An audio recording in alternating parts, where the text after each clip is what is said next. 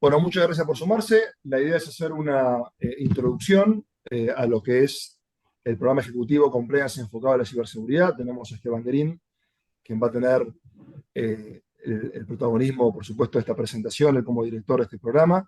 Yo lo que le voy a comentar un poco desde el punto de vista de la universidad y como director de los programas de governance, cómo llegamos a compliance enfocado a la ciberseguridad, que lo hemos llamado compliance enfocado, pero bien podríamos haberlo llamado también riesgos de ciberseguridad o gobernanza y riesgos de ciberseguridad, porque esto es algo que le aplica tanto a lo que es un directorio, cada vez más importante, tanto en las compañías locales como internacionales, de atender este tipo de riesgos, por un tema de eficacia y eficiencia, pero también por un tema legal, como también para auditores, compliance officers o mismo para cualquier nivel dentro de la organización, porque todos los niveles tienen que cumplir leyes y todos los niveles también tienen que afrontar riesgos de ciberseguridad. Es un tema netamente transversal.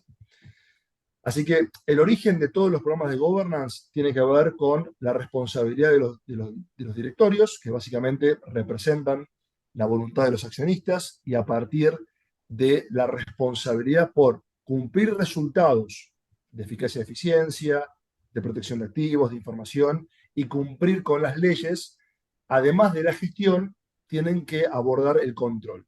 Cuando hablamos de control, lo que ven a la derecha, esto lo abordamos mucho en el programa ejecutivo en compliance integral, y vamos a tener un módulo exclusivo en el de ciberseguridad, con lo cual no voy a hacer extensa la presentación, pero quiero que sepan que es una obligación indelegable de los directores de cualquier organización, coticen o no coticen en la bolsa, sean con o sin fines de lucro, o públicos o privados, de cumplir con un sistema de control interno. El sistema de control interno se ve, se puede analizar, y es lo que ven a la derecha, por lo menos el estándar más importante que hay en el mercado. Esto lo creó 5 organizaciones internacionales con base en Estados Unidos a raíz de la ley de la FCPA americana de 1977. Esto fue en 1985, y hoy en día las compañías utilizan como máximo estándar de control interno el cubo COSO, por sus siglas en inglés. Y básicamente lo que trata es de abordar los riesgos de eficacia y eficiencia, información, protección de activos y fraudes y cumplimiento, con distintos niveles de control, ¿sí?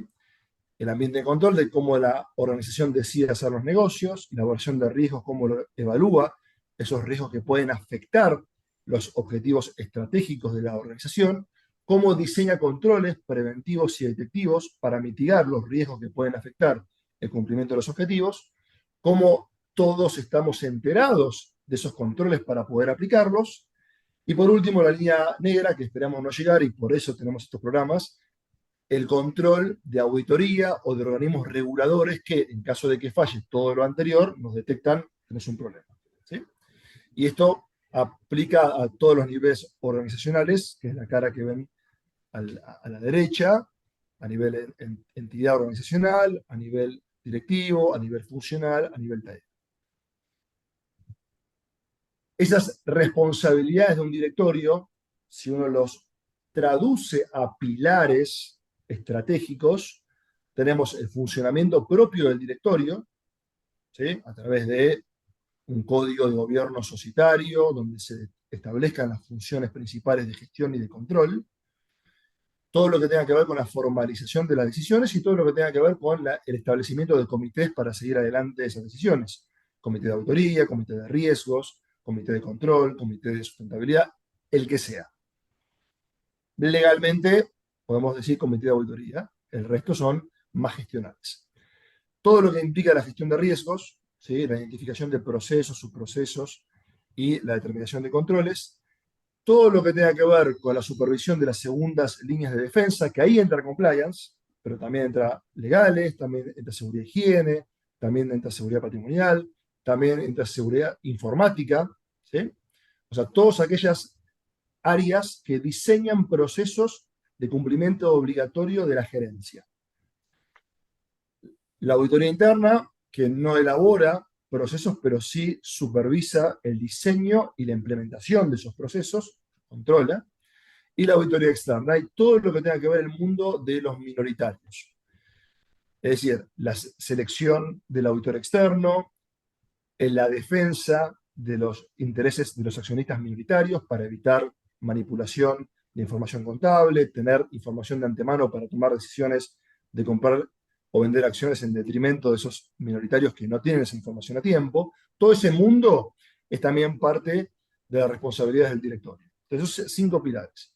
Y si uno extrae qué es compliance de esos 5 pilares, tradicionalmente, por lo menos en la República Argentina, va a haber esto: programa de integridad, ley 27401, o lavado de activos. ¿Sí? Hacer un ROS, todo lo que saben de lavado de activos. Pero uno sí ve un enfoque integral, por lo menos el que aprendimos nosotros, en lo personal, en Corporación América, cuando cotiza en la Bolsa de Nueva York, y también en otros grupos importantes, donde Esteban participa y todos los que participan en este programa ejecutivo como docentes están en el día a día. Compliance es mucho más que esto, que un tema anticorrupción o un tema de lavado de dinero.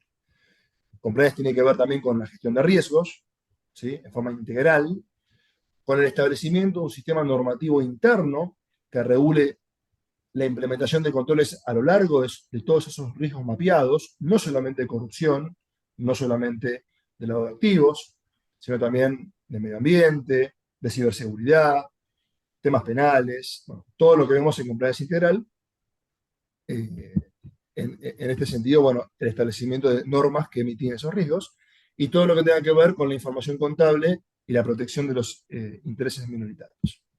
La auditoría interna la dejamos afuera porque es un organismo independiente que va a auditar compliance, por eso no lo metemos aquí, y la función propia del directorio, obviamente, como órgano rector y supervisor, tampoco. Si uno extrae esos elementos, se encuentra con este modelo integral de compliance. Y les pongo un ejemplo.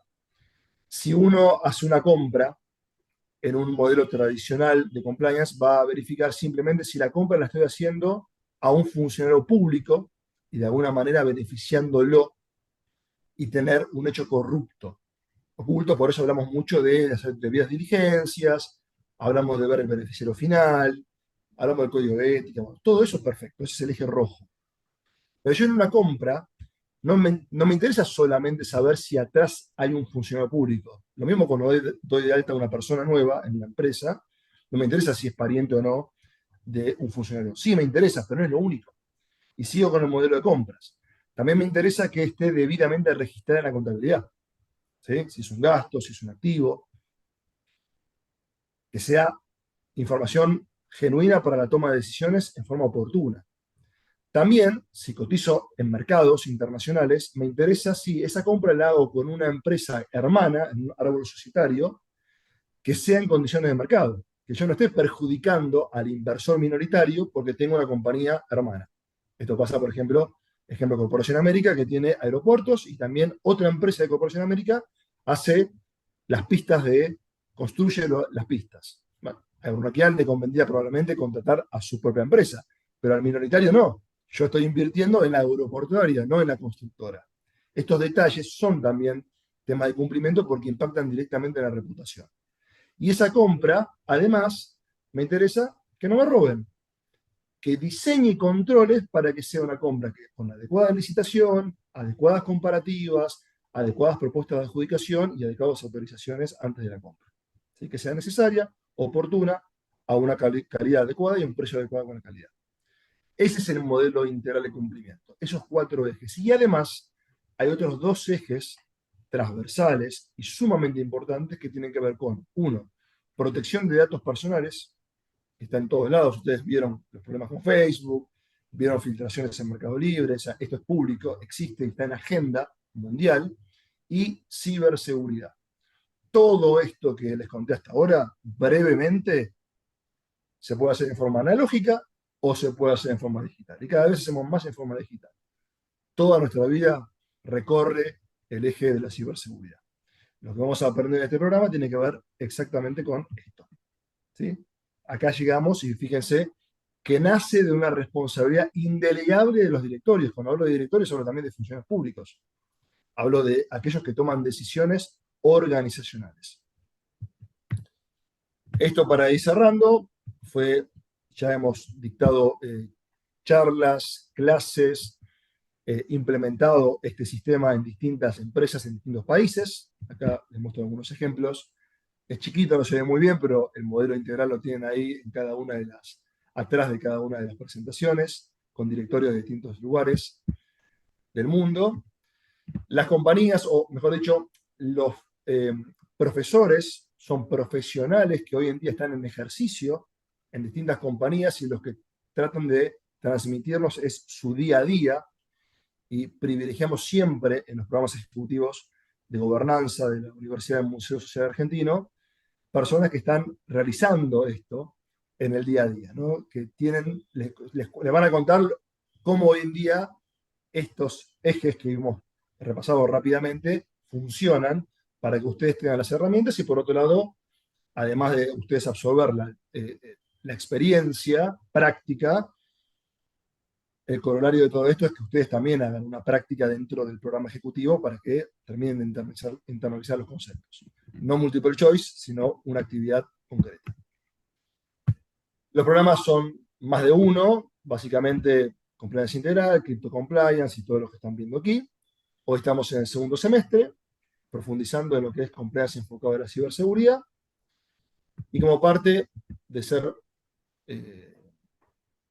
para la redundancia, parte de los programas ejecutivos, hay una serie de beneficios importantes desde el punto de vista de la capacitación, desde el punto de vista de la actualización de contenidos, desde el punto de vista de que ustedes formen parte, eventualmente, de papers que emita la universidad, cuerpo docente, creación de leyes, con convenios que tenemos también con el poder legislativo, desde el punto de vista de que cualquier legislador se acerca a la universidad, bueno, ¿qué opinión tienen de esta ley antes de que sea presentada? Hacemos partícipe a alumnos para que puedan opinar. Por ejemplo, hay uno en curso de inteligencia artificial. Y después el tema del networking, ¿sí? O sea, la interacción continua con los docentes, con otros alumnos, acceso a otros alumnos y en forma orgánica que se fue formando, natural en realidad, chats para poder acceder a novedades profesionales y oportunidades laborales. Así que bueno, dejo también esta última filmina como para que quede en la grabación y también a ustedes los contactos para profundizar en lo que necesiten. Y dejo a Esteban el espacio para lo bueno, que es justamente la explicación del programa. Gracias. Sí. Buenísimo. Bueno, a ver, ¿por qué ciberseguridad? Más allá de todos los conceptos que nos tiró Gustavo respecto de las responsabilidades del directorio, de las áreas de cumplimiento, de las áreas de gestión, ¿por qué enfocarse en ciberseguridad? Yo vengo del área de sistemas, del área de auditoría. Hace 17 años que trabajo en el grupo Techin. De estos 17 años, los primeros 10 fui responsable de auditoría de IT, los primeros 5 en Ternium, compañía del grupo Techin que se dedica a la fabricación, producción de aceros planos. Los 5 siguientes responsable del área de auditoría de IT de Tenaris, empresa dedicada a la fabricación de tubos y servicios para la industria petrolera.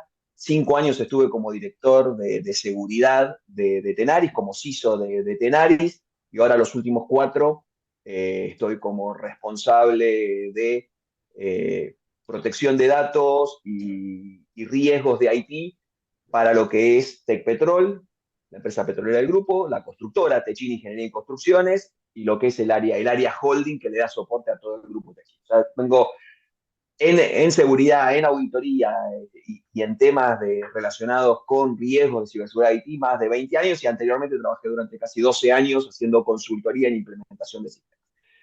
En mi rol de auditor, todos los años trabajamos armando lo que es nuestro plan de auditoría, qué visión tenemos respecto de los riesgos, y hay algo que utilizamos año tras año, y es un informe que a nosotros nos parece muy interesante, que hace el Gartner, que se llama Audit Plan Hotspot Summary. Lo que hace es entrevista a cerca de 1000 responsables de auditoría de todo el mundo, de organizaciones de todo tipo, y le pregunta, bueno, ¿cuáles son los riesgos que ustedes ven que son los principales y sobre los cuales van a hacer foco en este próximo año? Y hay algo que se viene dando en forma recurrente, que en los últimos 4 años cybersecurity aparece como el primer riesgo. El primer riesgo que todos los responsables de auditoría dicen que tienen que atacar es el riesgo de cybersecurity. Y empiezan a aparecer algunos otros riesgos que empiezan también a tener mucha relación con el tema de cybersecurity. Por un lado, lo que es el gobierno de Haití. En un entorno cada vez más cambiante, donde las compañías cada vez empiezan a incorporar mayor nivel de tecnología, donde prácticamente todos los procesos tienen una componente digital, el gobierno de Haití empieza a ser un tópico relevante que las áreas de auditoría tienen que poner foco. Y obviamente atado con el gobierno de Haití y los riesgos de ciberseguridad, lo que es la transformación digital. Hoy por hoy no hay empresa que no esté atravesando un proceso de transformación digital, implementando cambios, apalancándose en lo que la tecnología le da para hacer nuevos negocios, para hacer los negocios que vienen haciendo de otra manera. Y un riesgo que empieza a aparecer y este año empieza a ser muy fuerte es todo lo que es inteligencia artificial, todo lo que es la inteligencia artificial generativa, ¿no? A partir de la aparición y la liberación del chat GPT, y la posibilidad que nos da de interactuar con una herramienta que nos permite hacerle consulta, generar contenido, bueno, empieza a aparecer como riesgo también lo que es la inteligencia artificial. Con lo cual, fíjense, de 10 riesgos que son el top de riesgos para responsables de auditoría, 4 están relacionados con temas digitales. Y ya no solo es una visión que tienen los responsables de auditoría. El Foro Económico Mundial, en el último análisis que hizo sobre los riesgos, de los 5 riesgos principales a los cuales está expuesto el mundo para el año 2024, hay 2 que están relacionados con la tecnología. El quinto, el que está en quinto lugar, los ciberataques. El Foro Económico Mundial considera los ciberataques con un 40% de probabilidad de materializarse a lo largo de este año. Y en segundo lugar, la inteligencia artificial, pero la inteligencia artificial como productor de desinformación o mala información. O sea, fíjense a qué nivel hoy los temas informáticos están impactando a nivel mundial, donde están poniendo en una misma línea a las condiciones extremas de clima, todos los problemas que hay, tanto sea de polarización política, los movimientos hacia una extrema derecha, una extrema izquierda, todo lo que es la crisis del costo de vida, están en la misma línea de los ciberataques y la utilización de inteligencia artificial. Y con algo muy particular, hace otro estudio el Foro Económico Mundial relacionado con la ciberseguridad, y lo que a mí me parece muy relevante es que remarca 5 tópicos. Por un lado dice, empieza a haber un alineamiento entre lo que es el negocio, cómo crece el negocio y cómo se empieza a utilizar la tecnología. O sea, cada vez la tecnología empieza a ser más preponderante en la gestión de los negocios, cada vez los negocios empiezan a depender más de la tecnología, pero no de una tecnología que nosotros conocemos, sino de una tecnología emergente. Cada vez empieza a haber tecnologías nuevas que tenemos que implementar rápidamente para poder diferenciarnos de nuestro competidor, y ese tipo de tecnología que es novedosa, lo que hace es nos empieza a presentar desafíos de lo que es una ciberresiliencia, ¿no? O sea, si yo cada vez apalanco más mi negocio en temas de tecnología, cada vez estoy más expuesto a tener algún problema y cómo me recupero ese problema. En un ecosistema que cada vez empieza a ser más problemático y empieza a ser más complejo. ¿Por qué? Porque cada vez tengo distintas tecnologías que se integran. La cantidad, si uno empieza a analizar dentro de la organización, la cantidad de sistemas y de tecnologías que usa es impresionante. La cantidad de sistemas, tecnologías, temas relacionados con el IT que estamos utilizando, nunca tuvo una situación similar a la que tenemos nosotros hoy. Lo que empieza también a ver es una inequidad que empieza a ver el Foro Económico Mundial entre aquellos que tienen mayor capacidad de resistir un ciberataque y aquellos que no. Entonces empieza a decir, va a haber una diferencia entre aquellas empresas que estén mejor preparadas para recibir o para hacer frente a un ciberataque y aquellas que no. Y con un problema que se está dando a nivel mundial, que es la falta de talento relacionado con la gestión de riesgos de ciberseguridad. Fíjense lo que es el tema de ciberseguridad y la importancia de ciberseguridad, que la SEC el año pasado, en diciembre del año pasado, terminó de cerrar una regulación específica donde le exige a las compañías que cotizan en la bolsa tener que hacer un disclosure, tener que hacer una divulgación de determinados aspectos relacionados con la ciberseguridad. ¿Cómo es su estrategia de gestión de riesgo? ¿Cómo es su gobierno? ¿Cómo están preparados para responder a un incidente de seguridad? Y principalmente es darle información al accionista para que pueda tomar conocimiento de cuál es el riesgo, la exposición que tiene esa compañía a un ataque de ciberseguridad. Esto básicamente se traduce en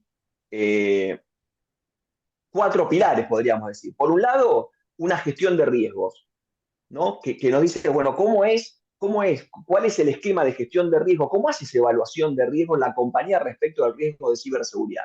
Una obligación de reportar incidentes. La SEC le ha puesto a todas las compañías que cotizan la obligación de reportar en 4 días calendarios cualquier incidente de ciberseguridad que considere el material. Explicarle a sus accionistas, a los interesados en adquirir acciones o participación en esa compañía, cuál es el esquema de protección de datos y estar abiertos a realizar auditorías continuas. Si esto lo queremos traducir, básicamente lo que le dice es, en cada uno de los forms que tiene que presentar toda compañía que cotiza, tiene que hacer disclosure de lo siguiente. Informar cualquier incidente material. Informar todos los incidentes materiales que recibió en un periodo determinado. No solamente los que tuvo desde la sanción de la regulación en adelante, sino hacer una recopilación de todos los incidentes que tuvo y poder hacer un resumen para que el accionista pueda entender cuál es el riesgo de ciberseguridad. Pero incluso va más allá y le dice, bueno, ustedes me tienen que explicar al accionista cuáles son los procesos de ciberseguridad que tienen implementados, cuál es el marco, el framework sobre el cual están trabajando, cuál es el rol o quién tiene el rol de ciberseguridad en su compañía, quién es el responsable de ciberseguridad en su compañía, cuáles son las credenciales que tiene, cuál es la experiencia que tiene, y más aún, dice, ustedes tienen que definir como compañía cotizantes una persona responsable en el board que sea la persona responsable de hacer frente al riesgo de ciberseguridad. Hasta ahora lo que tenemos, una exigencia principalmente las compañías que cotizan en Europa, de un experto financiero, ¿no? De hacer un disclosure de quién era dentro del board el experto financiero que de alguna forma daba garantías en relación a lo que eran los estados financieros de una compañía. Bueno, hoy la SEC le está exigiendo a las compañías que cotizan que tiene que hacer un disclosure de quién es la persona experta en el directorio con conocimientos de ciberseguridad. Fíjense el tenor que está empezando a tener el tema de ciberseguridad en todas las compañías. Hoy arranca la SEC y como sabemos, empieza un regulador y atrás de eso empiezan a copiar el resto de los reguladores qué es lo que está pasando. Ahora a mí lo que me gustaría es compartir un video que para mí es muy sintético de qué es o qué significa cuando hablamos de ciberseguridad.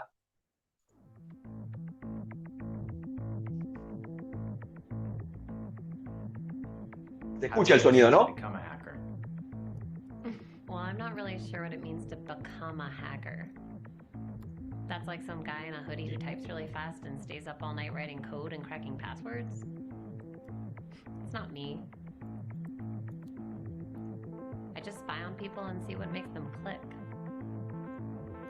It's not a bad job. Mark Hanning, CEO of Qualicart, set to report earnings after their blockbuster IPO. So you consider this a job?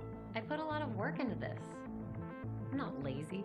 It takes research to figure out the key players, learn all about them, their families, their friends, what they care about. You have to understand the company's organization. I get a lot of my information from the sales department because they're always so quick and eager. They're hungry. People trust too easily. They don't look at the details. I do.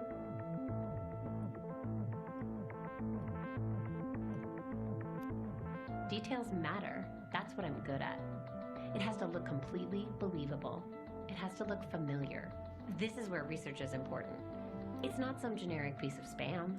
It's an email from their boss with their company's signature. It's written in the voice of the boss. It's what he would say if he were writing this. What about the malware itself? How does that work? Somebody else out there already wrote all the code that does the actual attack. I'm just using it in the attachment. My skill is in my ability to get a bunch of people to click on that attachment. I always wonder what it's like when the whole thing unfolds on their end, when the panic sets in. Please leave your message after the beep. Hey, this is Rajiv in finance. Call me as soon as you get this. Something's up with my laptop. I can't. Katie, are you on your way into the office? Something's going on with our file servers. Karen in HR, our benefits dashboard seems really slow. We're getting calls from users on it. Give me a call when you get this. Joining conference now. Currently Fleet, there's a malware attack targeting our main... It's ransomware. They're holding us hostage. We're locked out of everything. I can't even check my phone. What about the backup? That will take days. We need this fixed now. Pay it. We don't have a choice. We're reporting earnings in 2 hours. But how do we know that they'll... Pay it. Put every single person on getting us back up and running. That's the only priority now. Okay, it's done. I have the decrypt key.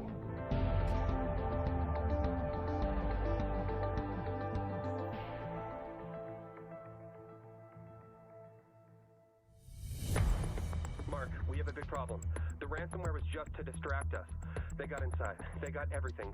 Customer data, financials, everything. Qualicards is reeling today from the news that hackers have released the personal information of nearly The 2 Nasdaq million closed customers. lower today, led by Qualicard, which was down 14% on news that their recent data breach may be far worse than the company Its stock originally fell to a acknowledged. new all-time low on news that CEO Mark Hanning is stepping down after what is turning out to be one of the worst breaches of personal information in recent history.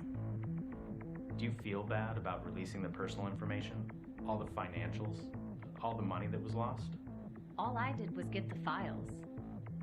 I'm not the one that decided to release them. I'm not the one that shorted the stock. Somebody else had their reasons for that. It's above my pay grade. I was paid to do a job, and I did it well. And that's what's expected of anyone, isn't it? Anyway, markets bounce back.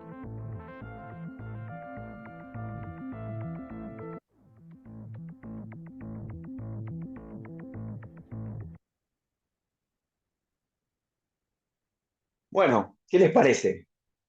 A ver, uno podría pensar que hay mucho de ficción en todo esto. Yo les puedo asegurar que hay menos de ficción y mucho más de realidad.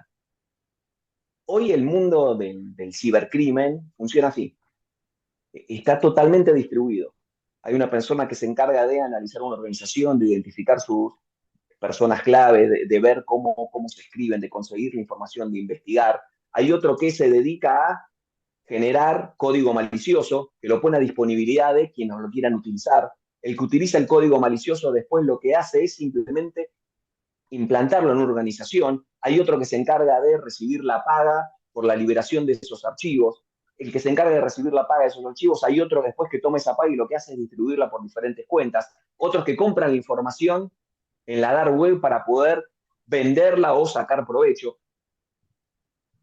Hoy el mundo del cibercrimen es así, y eso es a lo que están expuestas las organizaciones de hoy en día, con cada vez mayor nivel de criticidad por la dependencia que tienen de la tecnología. Si yo agarro simplemente el año 2024 y hago un repaso de cuáles fueron las empresas que fueron objeto de un ataque, en enero Microsoft confirmó un ataque masivo a nivel mundial, que todavía no tienen claro si fue desde China o desde Rusia. Incluso la cuenta de la Twitter de la SEC estuvo comprometida. Fue un caso bastante particular. O sea, la cuenta de Twitter de la SEC, que fue la que en diciembre había sacado la regulación de temas de ciberseguridad, estuvo comprometida. En febrero, Schneider, la compañía proveedora de servicios eléctricos, fue objeto de un ransomware que prácticamente la dejó una semana sin poder operar. En marzo, un ransomware le pegó a American Express. En abril, el Paris Saint-Germain, el club de fútbol, fue objeto de un ransomware que estuvo prácticamente 2 semanas sin poder tener sus sistemas disponibles. En mayo, el Ministerio de Defensa de Gran Bretaña. En junio, Ticketmaster, la compañía encargada de vender entradas para espectáculos, e incluso también AMD, la proveedora de chips. Y lo último, en julio, la Fórmula 1 y BMW de Hong Kong. O sea, fíjese el tamaño y el tipo de compañía. Entonces uno podría preguntarse, ¿hay algo que tengan en común estas organizaciones que fueron objetos de un ciberataque? Y la respuesta es no. No hay nada que tengan en común. Tal vez hace un tiempo uno podía decir, y bueno, si hay determinadas empresas que pueden tener mayor nivel de exposición, una compañía que maneja activos financieros, un banco, una empresa de tarjeta de crédito, una compañía que tiene material que es valioso, no sé, Disney, Paramount, Sony. La verdad, eso se terminó. Hoy ya no hay un un tipo de compañía que está más expuesta a un ciberataque. Hoy la verdad que somos todos, las compañías, objetos de un ciberataque. Entonces acá empieza sí a haber una diferencia. Que yo creo que hay algunas organizaciones que sí o sí van a ser un objetivo. Como les decía antes, puede ser que una compañía financiera, una compañía que maneja algún tipo de negocio particular, pueda ser siempre un objetivo de un ataque. Y obviamente va a tener que tener mayor nivel de cuidado. Amazon, Google, Mercado Libre, Microsoft, obviamente que siempre van a tener un nivel de exposición mucho mayor por el tipo de negocio que hagan. Con lo cual, ellas van a ser siempre un objetivo, más allá de lo que hagan. Ahora, otras compañías, y son la gran mayoría, van a ser un objetivo por lo que no hagan. Una compañía que hoy no se tome seriamente el riesgo de ciberseguridad, que implemente un programa de ciberseguridad que le permita dar un nivel adecuado de ayuda respecto de ese riesgo, y lamentablemente va a ser objeto de un ciberataque. Y eso es lo que el programa de compliance enfocado en la seguridad quiere hacer énfasis. No es un programa pensado o armado para personas que trabajan en ciberseguridad. O sea, no es un programa para un CISO, para un responsable de seguridad de una organización. Está más pensado en aquellas personas que tienen que velar porque exista un gobierno de ciberseguridad en la organización, velar porque el riesgo de ciberseguridad sea atacado adecuadamente, porque existan controles, porque existan procesos que me puedan garantizar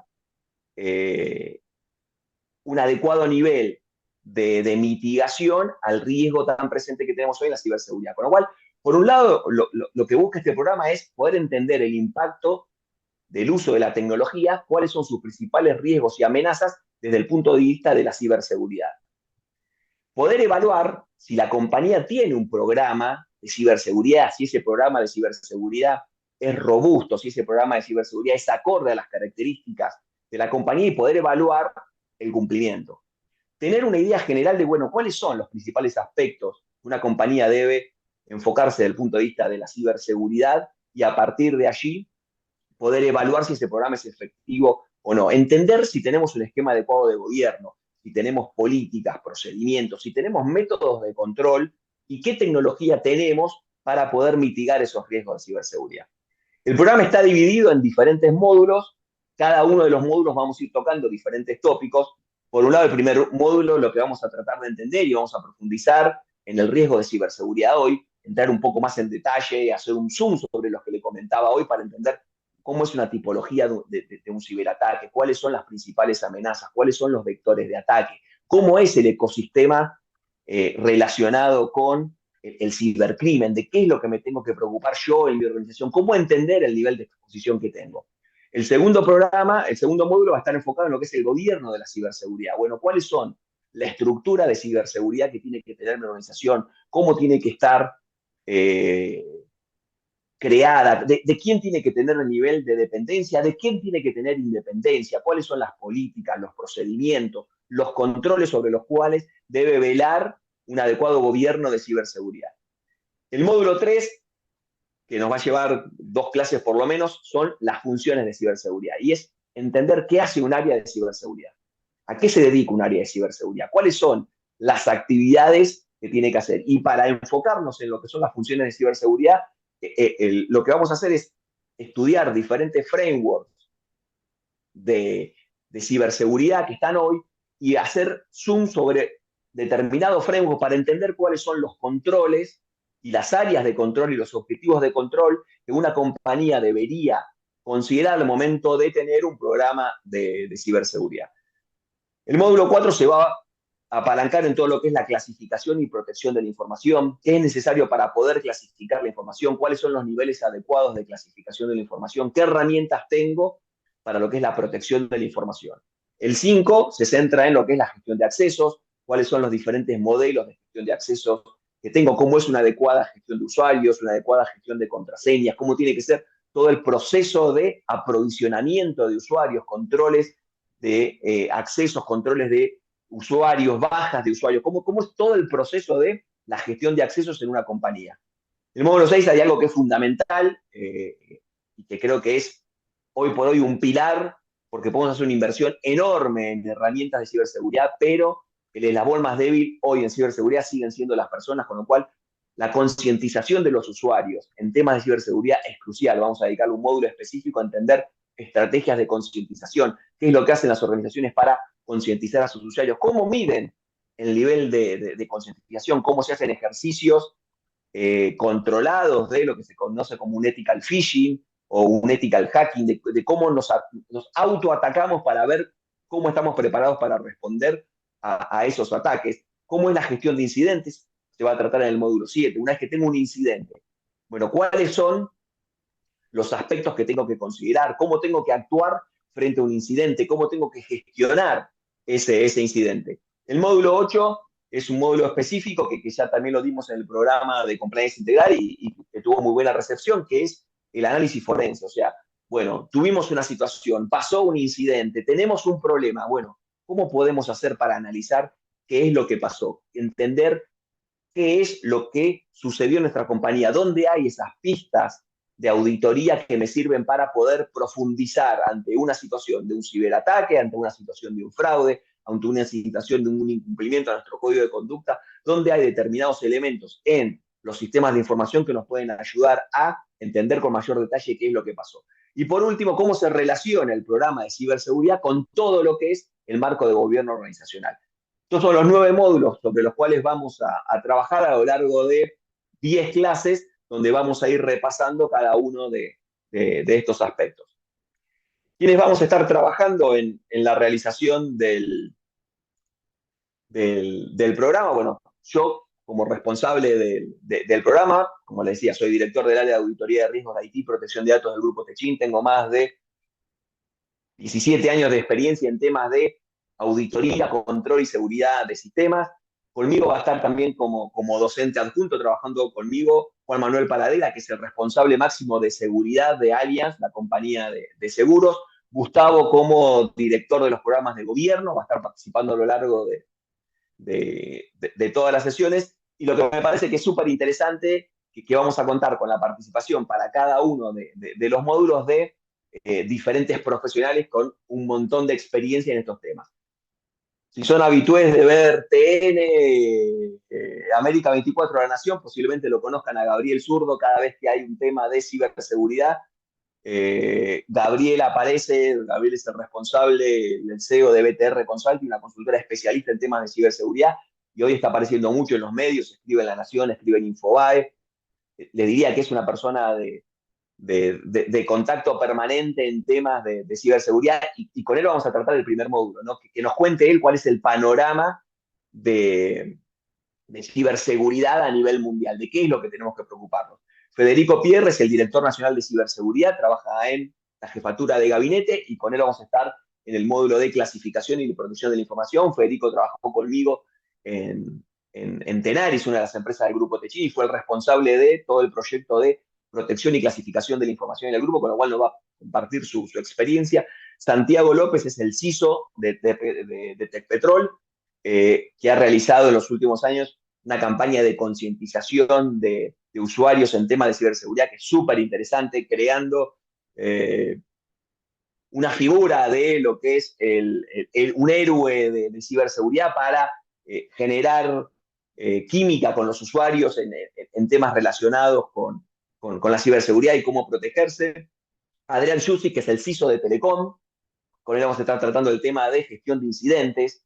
Telecom hace un par de años fue objeto de un ataque muy, muy fuerte. Estuvieron prácticamente 2 semanas sin dormir, estoy diciendo, sin dormir, tratando para poder resolver y poder salir adelante. Bueno, un poco contarnos la experiencia de cómo se gestiona un incidente de seguridad, cuáles son los aspectos a tener en cuenta. Y por último, Pablo Segura, que es el director de Data Privacy y el Mercado Libre, tener también con él una sesión específica sobre el tema de privacidad de datos. Ya más allá de la información, la responsabilidad nuestra como organización es de cuidar los datos de las personas que tenemos. Este es el contenido del programa. Estas son las personas que vamos a estar participando. Esta era mi idea de contarles un poco de qué se trata, y ahora obviamente abro el micrófono para que me hagan las preguntas, dudas, aclaraciones que les parezca. Bueno, adelante. Muy bueno, Esteban. Muchas gracias. La verdad que queda, por lo menos a mí, muy clara la problemática y los desafíos y por supuesto, el cuerpo docente, un lujo. Pero bueno, a ver si alguien tiene alguna duda, consulta, comentario. Hay muchos Gustavos, porque yo compartí mi link y veo que se sumaron Sí, sí, muchos sí. con mi Sí, nombre, así que se presenta, hay varios por favor, y apócrifos. pregunta. No son hackers, ¿no? Bueno, puede ser. Compartí mi link y bueno, se fueron sumando y bueno, súper Yo tengo claro. Dale, una adelante. consulta para hacer. Bueno, primero que nada, bueno, un gusto y bueno, muy interesante el programa. Y de lo que comentaban al principio con respecto a la actividad práctica, que no era solamente multiple choice, quería preguntar a ver cómo estaría orientada la parte práctica de todo ese programa, de todas esas actividades. Mira, yo te digo, si me permitís, Esteban, eh, Dale, dale. nosotros, te digo, lo hacemos lo más adecuado a la temática. En compliance integral, como son 78 horas, ¿sí? Estás, estás prácticamente frente a un directorio presentando cosas, ¿sí? Entonces, pasás por la presentación de un código de ética completo, te lo corregimos completo de punta a punta. Después, en la definición sobre la base del código de ética, de qué riesgos identificás y la clasificación de esos riesgos. Y después, los controles asociados, tenés que definirlos por su naturaleza. Y al final hacemos toda una integración funcional que lo tienen que presentar en grupos, todos en grupos, diciendo, vos siendo un compliance officer, ¿cómo interactuarías con recursos humanos? ¿Cómo interactuarías con compras, con comercial, con el comité de autoría, con el directorio? ¿Qué les pedirías? ¿Qué acordarías desde el punto de vista de cada uno de los ejes? Son todas presentaciones prácticas. En Crypto Compliance, lo que se hace también es un trabajo en equipo, donde se presenta una actividad de evaluación de un exchange y de un cripto. Y por la naturaleza de ese programa, además hay un examen individual. ¿Sí? En el caso estamos terminando de cerrar con el equipo la mejor opción en función de la temática. Siempre orientado a lo práctico, ¿sí? Y bueno, en función de la temática, a veces es solamente práctica, más de un caso, o una combinación entre la práctica y algún examen. Vos decís, bueno, no es multiple choice. El examen en Crypto Compliance es hacer en no más de tantas palabras, bien estricto, temas vinculados con repaso de lo que fuimos viendo en las clases. O sea, esos módulos explotados en distintas temáticas que vos puedas integrar el concepto. Así que bueno, va a estar entre esas actividades, ¿viste? No sé si te respondo, pero tampoco puedo decirte va a ser exactamente esto porque más adelante lo van a tener que hacer en el momento. Ok. Así que de repente van a Obviamente, plantear digamos, escenarios o situaciones que en base a lo que se estuvo presentando en la clase del tema en particular, responder qué tipo de actividades harían o cómo se respondería ante esa situación. Podría ser, por totalmente, ejemplo, siempre de forma práctica, puede ser al final o puede ser en el momento, durante la cursada para ser integrada al final, en conjunto, ante una presentación. Sí, pero Ok. eso digamos, no quiero anticipar mucho porque en el momento, viste, vos tenés esa respuesta y también se evalúa cómo ustedes pueden organizar algo, porque en la vida real pasa así, ¿sí? En la vida real tenés un desafío, una compañía, viste, como decía Esteban, no hay la idea que no duerman, como pasó con Telecom, pero en la vida real, o sea, no es un multiple choice. Por eso nosotros enfatizamos en esto porque la metodología es práctica. Vas a sentir cómo responderías vos a una situación real en una organización, en este caso en términos de ciberseguridad. Bien. Perfecto, está bien. Gracias. No, por favor. Entonces, Esteban, complementar lo que consideres. ¿Sí? No, un poco sí, en línea con lo que dice Gustavo, Sergio. A ver, yo particularmente tengo un par de ideas. Y, a ver, una puede ser bueno, ¿cómo armás un set de normas relacionadas con ciberseguridad? ¿Cuál entendés para tu compañía que debería ser el marco de gobierno mínimo que debería tener enfocado con temas de ciberseguridad? qué debería haber en un código de conducta, qué deberías tener o no una política de seguridad, una política de uso, una norma de uso de recursos, una norma de clasificación. Ese podría ser una idea que tenemos de un trabajo, de una parte práctica, decir, bueno, ¿cómo llevo adelante un armado de un set de normas que me gestionen y me regulen la parte de ciberseguridad? Otro es enfocado en lo que es clasificación de la información. Por decir, bueno, si yo tendría que organizar mi compañía y cómo armo un esquema de clasificación de la información. Bueno, ¿cuáles son los elementos que puedo utilizar para definir, que te diría que es la parte más crítica al momento de clasificar la información? Bueno, ¿cuál es el criterio que uso para clasificar la información? ¿Cuáles son los niveles que uso? Altamente confidencial, confidencial, de uso interno, pública, uso 4, uso 3. Ok, ¿cuáles son las líneas que me dividen una de otra? Eso es algo que vamos a ver en la clase de clasificación de la información y que me parece que está bueno también llevarlo hacia la parte práctica y decir, bueno, si yo esto mismo lo tuviera que implementar dentro de mi organización, ¿cuáles son los aspectos que consideraría? Y lo otro, para los que se animen, que ya me parece tal vez ahí un poco más desafiante, es cuando revisemos las funciones de ciberseguridad, vamos a ver un framework de ciberseguridad, cuáles son todos los controles, poder decir, bueno, si yo tuviera que presentar a mi compañía un framework de ciberseguridad y decir, bueno, ¿cuáles serían los controles que tomaría? Y dentro de las clases vamos a explicar cuáles son algunos criterios de por dónde empezar, ¿no? Lo que se conoce como, en temas de ciberseguridad, como higiene mínima de ciberseguridad. O sea, hay cosas que una compañía no puede no tener. Claro. Ahora, obviamente, una cosa es una compañía pequeña de 50 empleados y otra cosa puede ser el grupo Techin con 100.000. Sería irrisorio que yo, como responsable de seguridad, pretenda que una compañía con 10 empleados tenga los mismos procedimientos, las mismas herramientas, utilice la misma tecnología que una compañía que tiene 100.000.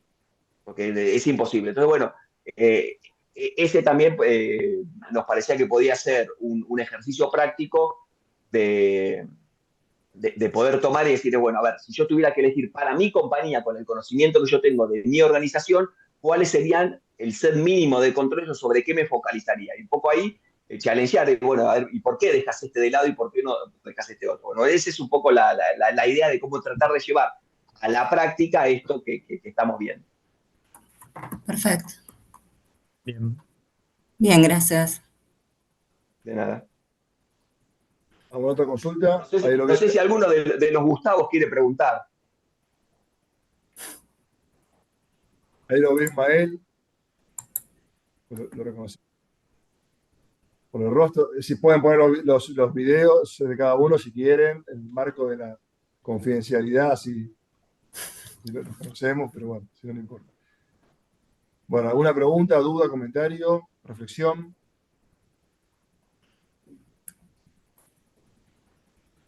¿No? No, creo que no. Por mi parte, me queda claro. Bueno. Ismael, ¿vos? ¿Algún comentario?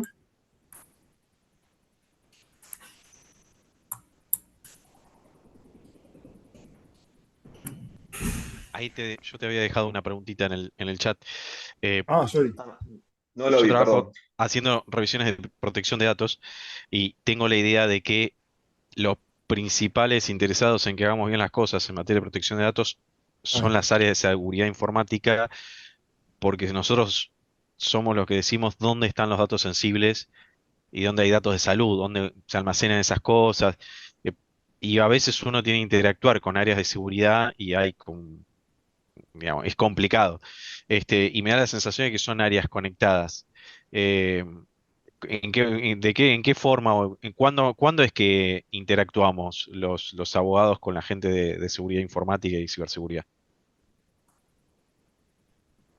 Buena la pregunta. A ver, yo te doy mi opinión.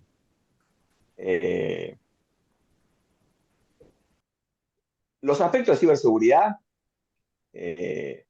no te voy a negar que son extremadamente complejos. Creo que los responsables de seguridad hemos hecho también las cosas lo suficientemente necesarias para que se nos entienda poco. Y para tratar de hacer más complejo las cosas que tal vez podríamos explicarla de una forma más sencilla. Vos como abogado responsable de la protección de los datos, obviamente vos seguramente estarás preocupado de cuál es todo el marco normativo que le aplica a tu organización y de por qué es tu responsabilidad, por qué es la responsabilidad de la organización proteger determinados datos. Cuáles serían el nivel de riesgo, las contingencias a las cuales estaría expuesta por un tema de una fuga de información o por un tema de un acceso indebido a los datos. Yo creo que lo importante es, y un poco el programa este apunta a eso, es a darle a personas que no trabajan en seguridad. O sea, yo te digo, si a este programa viene un CISO, se va a pegar un embole de aquellos. Se va a pegar un embole de aquellos, pero lo que voy a decir es, a ver, lo que me estás comentando es algo súper básico. Sí, esto no es para vos. O sea, ahora es darle herramientas a personas que no son especialistas en seguridad, pero herramientas y temas conceptuales, por lo menos para poder entender y decir che, a ver, ¿tenemos un inventario de activos? ¿Y qué es un inventario de activos? Un inventario de activos no es ni más ni menos que saber cuáles son todos los fierros que tenemos, qué hay adentro de cada fierro, quién es el responsable de ese fierro y qué datos hay ahí adentro. Entonces, saber que si el día de mañana tengo un ataque que le pegó al servidor SAR J271429, me tengo que preocupar porque ahí adentro tengo, no sé, todos los datos de la receta médica de mi organización. Y ¿sabes qué? Si le pego al servidor de al lado no me importa, porque en el servidor de al lado tengo, no sé, qué sé yo, el sistema normativo. Digo, está bien, no sé, algunos se llevarán las normas, bueno, que las lean, que se diviertan. Entonces, digo, es entender ese tipo de cosas. Entonces, para que uno que no es especialista en seguridad pueda preguntar ese tipo de cosas. ¿Tenemos un esquema adecuado de gestión de accesos? Sí, lo tenemos, ok, lo tenemos, pero pará, y hacemos revisiones periódicas de quienes acceden a determinados repositorios, y tenemos un proceso ordenado de baja de usuario que nos alerta cuando una persona deja la compañía o cuando una persona rota, y haces una validación con los usuarios de cada tanto tiempo para saber, che, a este lugar o esta transacción que es súper crítica, a los que tienen acceso, bueno, ese tipo de cosas. Esto me parece que le da a personas que trabajan como vos, tal vez en temas de protección de datos, que tienen una visión más de cumplimiento, de herramientas como para poder sentarte con el de seguridad y decirles, che, esto lo estamos haciendo, esto no lo estamos haciendo. ¿Qué podemos hacer para poder o asegurarnos que cumplimos con este requerimiento que tenemos, o de un regulador o de una legislación?